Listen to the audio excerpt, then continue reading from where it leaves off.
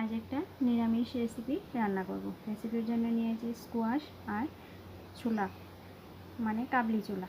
এখানে স্কোয়াশটাকে ডুমো ডুমো করে কেটে নেব আর কাবলি ছোলাটাকে সারা রাত ভিজিয়ে রেখেছিলাম, এবার ভাপিয়ে নিয়েছি। এই যে এখানে স্কোয়াশটাকে টুকরো টুকরো করে কেটে নিয়েছি, সাথে আলু কেটে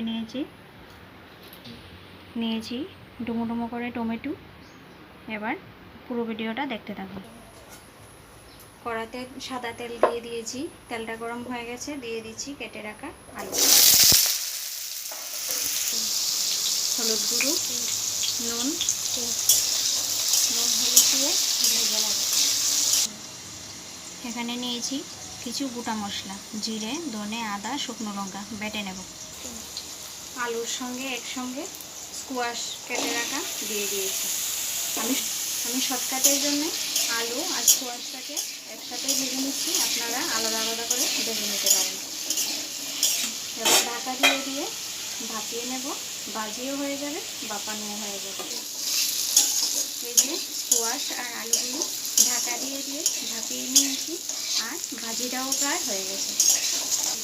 আর একবার নেড়ে ছেড়ে নামিয়ে নিচ্ছি। ভাজিটা হয়ে গেছে, পুরোপুরি নামিয়ে নিচ্ছি। এবার ভাজি করে যে তেলটা রয়ে গেছে সেটাতেই ফোড়ন দিয়ে দিচ্ছি একটা শুকনো লঙ্কা, একটা তেজপাতা দিয়ে দিলাম, দিয়ে দিচ্ছি পাঁচফোড়নটা ভাজি হয়ে গেছে। দিয়ে দিচ্ছি আগে থেকে বেটে রাখা জিরে, ধনে, শুকনো লঙ্কা, আদা দিয়ে দিচ্ছি। মশলাটাকে কষিয়ে নিচ্ছি। হলুদ গুঁড়ো, কাশ্মীরি লঙ্কা গুঁড়ো। এবার মশলাটাকে আরও অল্প কষিয়ে নেব। একটু জল দিয়ে ভালো করে কষিয়ে নিচ্ছি। কেটে রাখা টমেটোগুলো আমি বড় বড় টুকরো টুকরো করে কেটেছি, কারণ আমি নতুন জ্বালাবো না।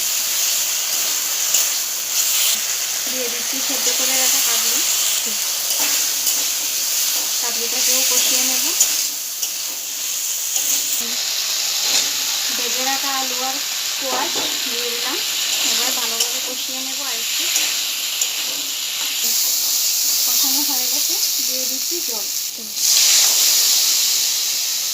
এটাতে খুব বেশি ঝোল থাকবে না, মাখো মাখো থাকবে। পরিমাণ মতো নুন, পরিমাণ মতো অল্প স্বাদের জন্য চিনি।